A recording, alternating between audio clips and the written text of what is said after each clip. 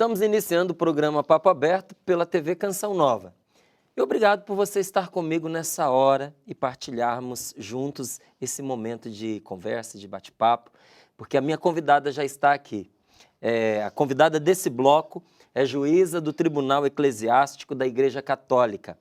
E nós vamos conversar sobre nulidade do matrimônio. Um tema que muitas pessoas gostariam de aprofundar, tem muitas dúvidas para serem tiradas e muitos esclarecimentos a serem dados. Jesus não diz que o matrimônio é indissolúvel, então como é que se pode falar em nulidade matrimonial? Você quer saber? É só acompanhar. Seja muito bem-vinda, Flaviane Montenegro está aqui do meu lado para tratar desse assunto delicado, mas ao mesmo tempo tão importante. Que bom que você veio aqui falar com a gente sobre isso. Bem-vinda. Muito obrigada, é uma alegria imensa estar aqui na TV Canção Nova, uma alegria imensa estar aqui no Papo Aberto. Obrigado. Olha, Flaviane, tem gente que nem sabe que tem tribunal eclesiástico, não é? Então, acho que é legal a gente falar sobre isso e dizer para as pessoas que existe. E o que é um tribunal eclesiástico? É verdade, Márcio, apesar de ser um órgão da Igreja Católica bastante antigo, poucas pessoas conhecem e sabem o que é. Esses dias mesmo eu recebi uma pessoa da igreja me perguntando como fazia, que o irmão tinha separado, não sabia que existia. Às vezes a gente fica, poxa, mas a pessoa é da igreja, mas realmente é necessário essa informação, é necessário que as pessoas saibam que a igreja tem sim tribunais espalhados pelo mundo inteiro. São tribunais da Santa Sé e, por exemplo, aqui em São Paulo tem Belo Horizonte nós temos o diocesano da Arquidiocese de Belo Horizonte e temos o interdiocesano que abrange uma região maior, que é o de segunda instância. Uhum. E nós temos uma organização assim, espalhada no Brasil inteiro, de tribunais que julgam essencialmente causas de nulidade matrimonial. Uhum. Temos outras causas também, Mas essas são as mais expressivas em número. Sim, sem dúvida nenhuma. Sem dúvida nenhuma. Com certeza. E você é juíza do Tribunal Eclesiástico. O que faz uma juíza, um juiz nesse tribunal? Então, depois que a causa ela é toda estudada e passa pelo defensor do vínculo, é outra figura também que a gente pode até abordar aqui mais tarde, esse processo ele é julgado por um corpo colegiado de 3 juízes. Então, são sempre em 3. Pode ser até mais, mas normalmente 3. Pelo menos 3. Exato. Existem casos excepcionais em que são 2 ou 1? Não. Sim, dependendo do caso, mas eu acredito que é algo mais... Via de regra, 3 juízes. Via de regra, exatamente. Exatamente. Outro tipo de processos menores, de documentais que a gente chama, o juiz é único. Mas processo de nulidade matrimonial são 3 sacerdotes ou 2 sacerdotes e um leigo. Uhum. No caso, eu sou a leiga. Você é a leiga. Sim. E aí também via de regra, 2 sacerdotes, 2 pelo sacerdotes. Não podem 2 leigos e um sacerdote. Entendo. E para a igreja, existe divórcio? Porque quando a gente fala de nulidade matrimonial, tem muita gente que interpreta dessa maneira. A igreja agora ela está apoiando o divórcio, a igreja agora ela está compreendendo, aceitando o divórcio. Existe divórcio para a igreja? Não existe divórcio para a igreja. A igreja nunca apoiou o divórcio. O que a igreja tem um órgão, que é o Tribunal Eclesiástico, que confere uma declaração, ou seja, é uma causa declaratória, que aquele casamento não existiu, aquele casamento não foi válido. Então a igreja também não anula casamentos? Não anula, porque se você anula, é porque é sinal de que algo existiu. Exatamente. Então o que a igreja faz é declarar que aquele casamento nunca existiu. Então, ele foi nulo desde o início. Ele foi nulo desde o início, o que a gente chama de vícios. Ele tinha um vício, ele estava viciado desde o início. Aí, vício aqui, gente, não é, por exemplo, que um dos dois, É o marido e a mulher é drogado, ou ele tinha um vício que era um relacionamento extraconjugal, ele era viciado. Não, não é nada disso. É um defeito que aquela relação tem, né? E que recebe esse nome de vício. e que afeta na configuração do matrimônio de maneira que ele não se realiza. Exatamente, não se realiza o matrimônio. E entre batizados não se realiza o sacramento. Porque, pelo Código Canônico, entre batizados, o matrimônio é elevado à dignidade de sacramento. Então, não aconteceu. Não houve o sacramento. Quando é um batizado e um não batizado, é sacramento também? Não. Não, né? Não é sacramento. É matrimônio natural, reconhecido pela igreja e válido. E abençoado também. E abençoado também. Mas não é elevado à dignidade não é de sacramento. Não é. Tá certo. E tem que ter a dispensa do ordinário do local, do bispo, para poder ser realizado, senão ele não é válido.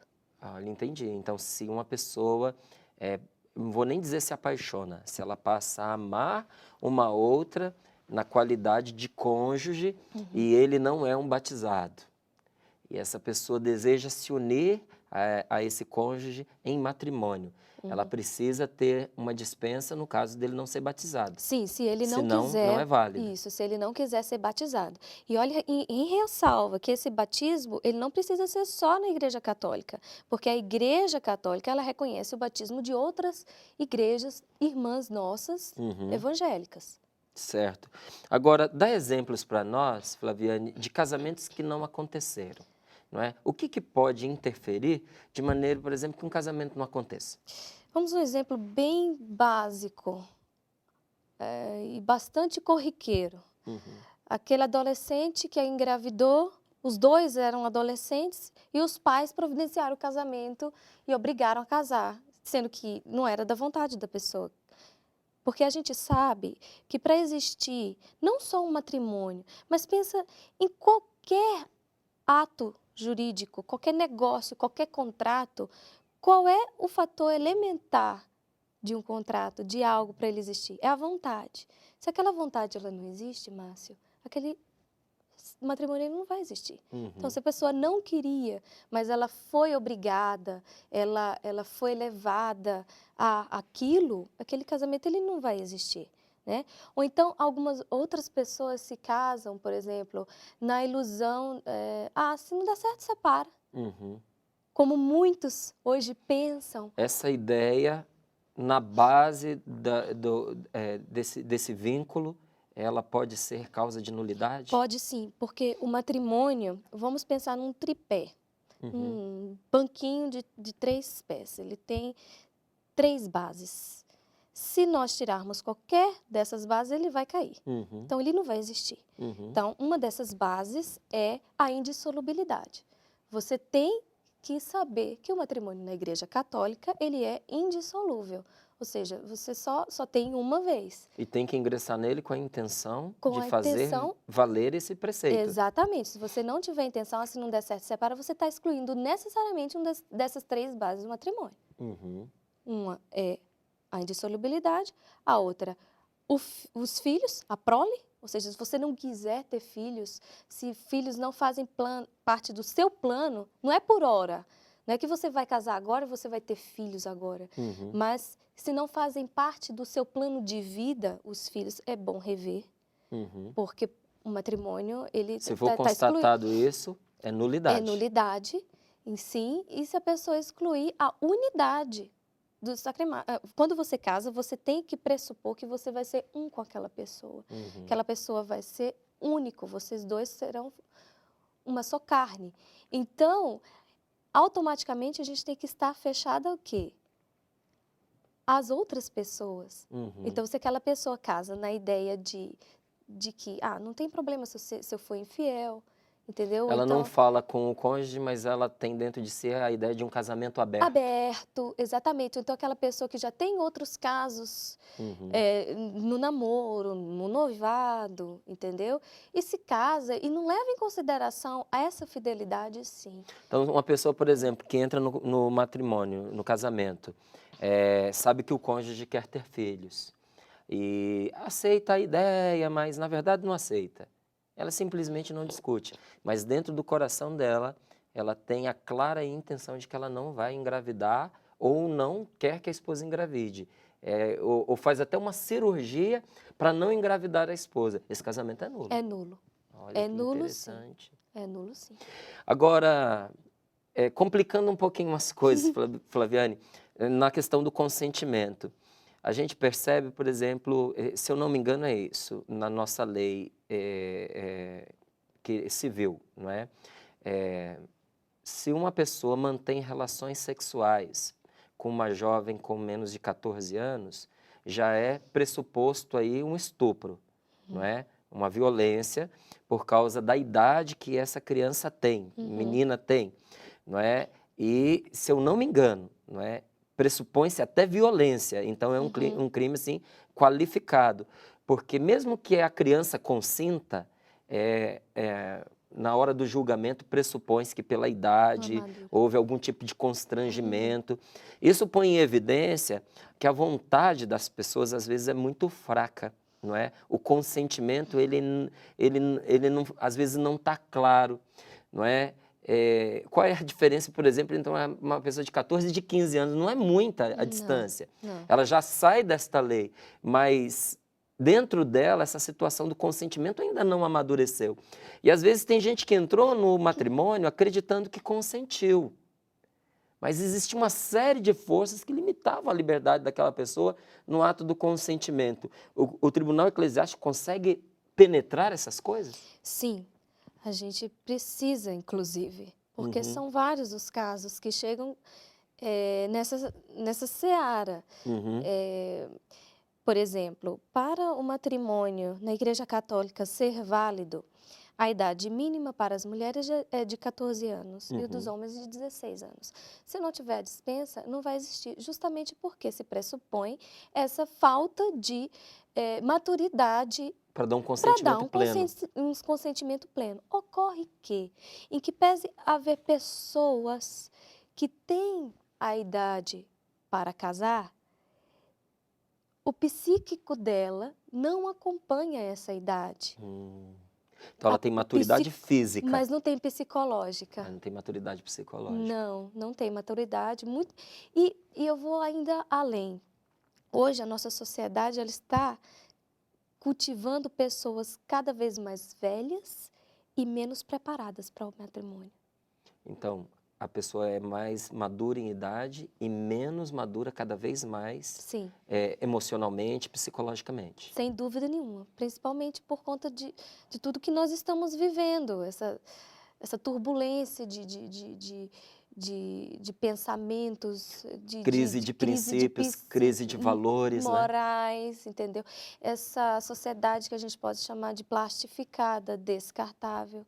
Hoje no meu Facebook eu posso bloquear uma pessoa, nas redes sociais eu posso jogá-la fora da sua vida. Jogo fora da minha vida, do mesmo jeito eu posso fazer com casamento. Já dizia Bento XVI sobre isso, o Papa João Paulo II e agora recentemente o Papa Francisco, quando ele falou lá no discurso dele para iniciar o ano judiciário da Rota Romana, ele falou sobre isso, inclusive alertando para nós, né, que somos servidores do judiciário, de que a gente se abrisse para esse fato de que as pessoas cada vez mais estão inseridas nesse contexto, nessa mentalidade. Inclusive, ele levou a gente a refletir a respeito dessas pessoas serem incutidas, inclusive, em erro.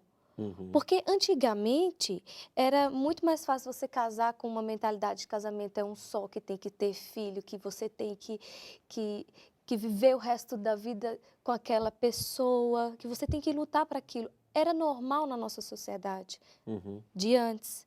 Agora não. Agora mudou. E é muito mais fácil uma pessoa que não está inserida no contexto de igreja, que não frequenta, que não sabe, de repente casar com essa ideia do experimental, né? do experimental e incutir em erro sobre as próprias propriedades do casamento. Porque tem muitas pessoas que são católicas. Não é maldade da pessoa, é ignorância mesmo. É ignorância mesmo. Tem pessoas que chegam para, mas eu não sabia que eu tinha que ter filho.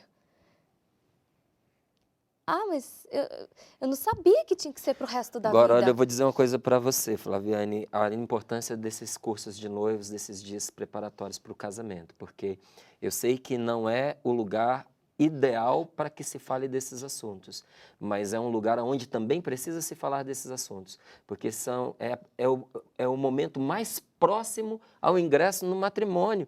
E às vezes o único contato que a pessoa vai ter com a igreja antes do sacramento, de receber ali o sacramento, a bênção, para que o sacramento supostamente acontecesse, é ali naquele curso de noivos. Não é? E que ela precisa ser orientada, esclarecida. Olha, se faltarem esses elementos, o casamento não vai acontecer, o sacramento não vai acontecer. Se estiverem presentes esses outros elementos, eles tornam nulo o matrimônio. Vai virar um teatro, Sim. não é? Porque a graça não vai se sustentar Sim, sobre isso. Exato. Era até isso que eu ia dizer. Muitas vezes mesmo, o único contato com a igreja que a pessoa tem antes de se casar é no curso de noivos. Pois é. Então, é muito necessário que as pastorais de noivos se atentem para o assunto, que procurem estudar, inclusive. Uhum. É muito necessário, mais necessário, inclusive, do que falar de métodos anticoncepcionais, como a gente vê por aí. É verdade. Do que tratar de assuntos mais leves, ou então simplesmente para passar o tempo, para que o casal tenha um certificado para poder casar. Não é isso.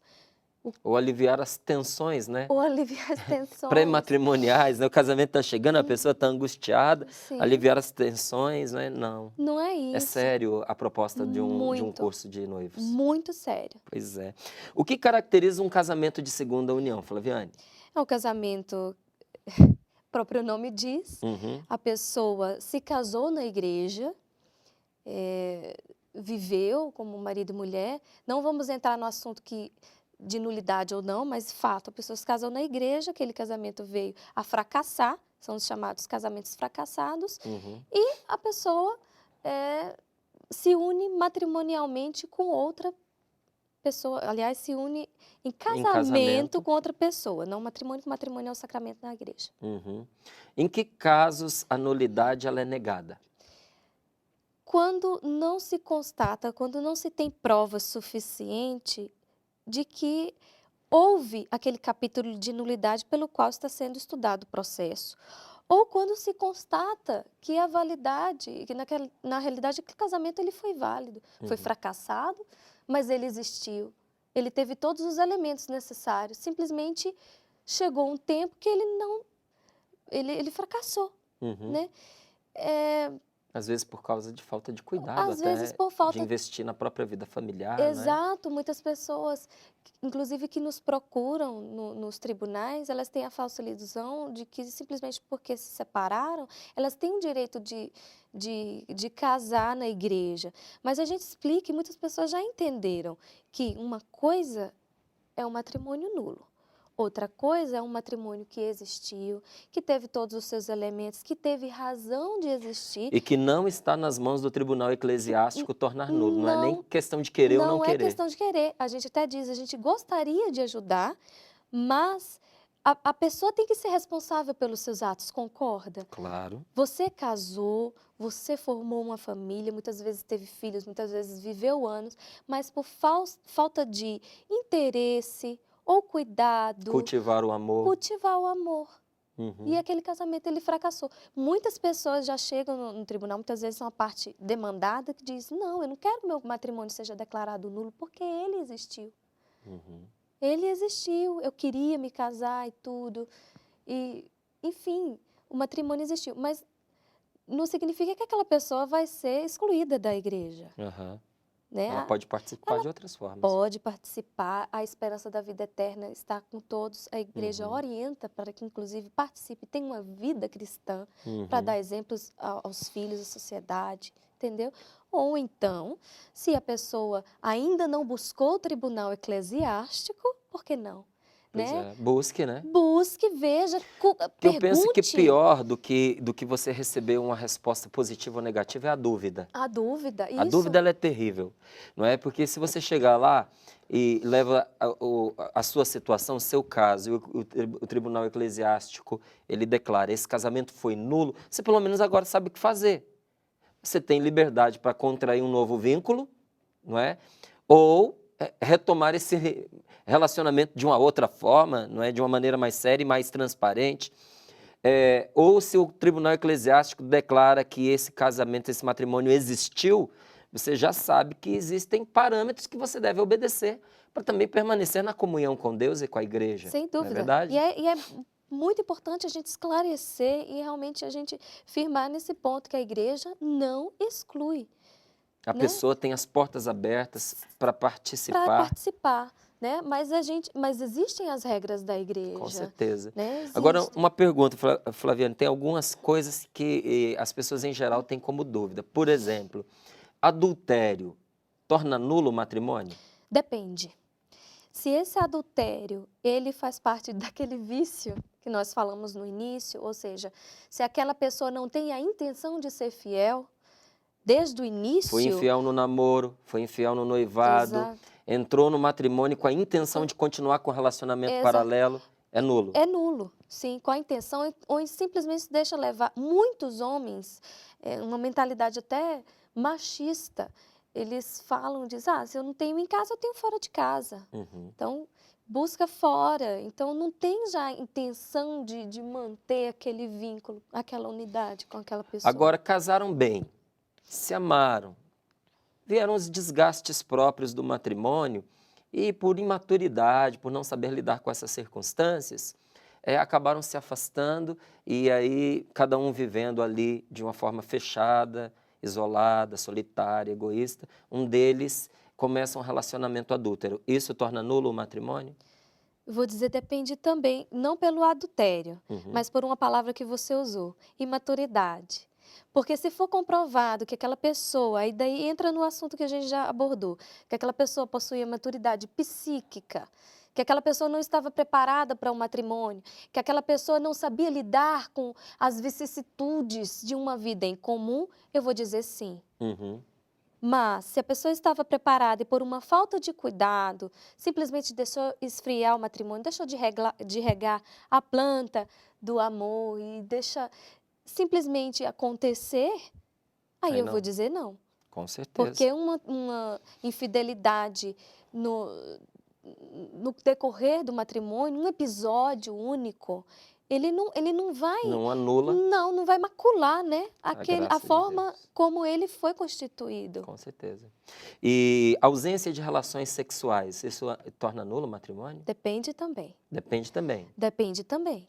Por que não está tendo relações sexuais? Uhum. Qual o motivo? A gente tem que investigar o Muito bom. motivo. Você precisa ir às raízes, Tem que né? ir às raízes. A falta de relação é sintoma de algo mais profundo. Exatamente. É algum problema físico? Existe alguma impotência? Existe algum trauma de infância na mulher, principalmente, que a impede de ser capaz de ter um relacionamento íntimo? Ou essa falta de relacionamento íntimo é uma falta de cuidado? É um desleixo com o casamento, com cultivar o amor? Uhum. Entendeu? Então, depende da situação. Sim, tudo tem que ser investigado. Agora, por isso, um processo. Uma coisa que é certa, né? O casamento para ser consumado, o matrimônio para ser consumado, precisa do ato conjugal. Sim. Não é? Pelo menos uma vez tem que ter acontecido Sim. a relação sexual. Se nunca aconteceu, ele é nulo. Não. Não? Não, ele é não consumado. Ele é não consumado, realmente. Ele é rato. Nem aconteceu, né? Não, ele é rato e não consumado. E ele é objeto de dispensa do Romano Pontífice. É uma graça, na verdade, que se dá, que é dada apenas pelo Romano Pontífice para o casamento rato não consumado. Entendeu? Então, não é o tribunal. O tribunal faz a investigação. Levam todas as provas para o Papa. E é o Papa que dá a graça. É uma graça, é um benefício, na verdade, porque aquele matrimônio, ele supostamente existiu, foi válido, mas não foi consumado. Então, ele existiu. Existiu. Só não foi consumado. Só não foi consumado. Olha que interessante. Sim. Muito bom. Você está vendo como o assunto ele é gostoso, ele é importante, ele é interessante. e ele é mais generoso do que muitas vezes se interpreta, porque há uma interpretação errada a respeito do posicionamento da igreja, que é como se batesse o martelo e dissesse assim, uma vez casado, é casado para sempre. Calma aí. Primeiro a gente precisa verificar se existiu o vínculo, não é? Exato. Se houve ali um sacramento mesmo. Precisa estudar a condição das pessoas, como elas ingressaram nesse relacionamento. Todos esses fatores que foram apresentados aqui, há um acompanhamento generoso de cada caso, não é? Exatamente. A igreja é mãe, a igreja acolhe Puxa vida. cada um dos seus filhos, ela olha com misericórdia, ela olha a situação de cada um. Então, é realmente errado o pensamento de que a igreja é dura demais, de que não olha a posição de cada um, a situação de cada um. Pelo contrário, pelo contrário. Flaviane, eu quero agradecer a sua presença, não é? Muito obrigado Eu que por ter agradeço. estado conosco. Mesmo que a gente não consiga falar tudo que precisa ser dito, o fato de trazer esse assunto para a mesa já é um grande apoio a pessoas que estão em situações assim, né, de dúvida em relação ao seu matrimônio. E eu me despeço aqui da Flaviane retomando um conselho que ela deu. Se você tem dúvida, apresente o seu caso, não é? O tribunal está lá para isso, para ajudar você nessa verificação e a realizar esse discernimento. A extinção dessa dúvida já é uma bênção. Já é uma bênção, já é um alívio. É verdade. Obrigado. Eu que agradeço, Márcio. Muito obrigada, TV Canção Nova. E qualquer dúvida, posso deixar contato? Por favor. Você pode ligar para o DDD 15 98117 7004, quem tiver dúvidas. Também na página Flaviane Montenegro, você pode digitar, você encontra lá e tem como encontrar. Quem tiver qualquer dúvida, eu estarei à disposição para te ajudar. Muito obrigado. Não é, gente? Nós vamos para um breve intervalo. Você, por favor, continue na nossa sintonia e participe do programa. Hoje nós temos meios que facilitam muito essa participação, que são os meios eletrônicos. Entra lá, por favor, facebook.com/papoabertocn e deixa ali o seu comentário. Nós voltamos já já.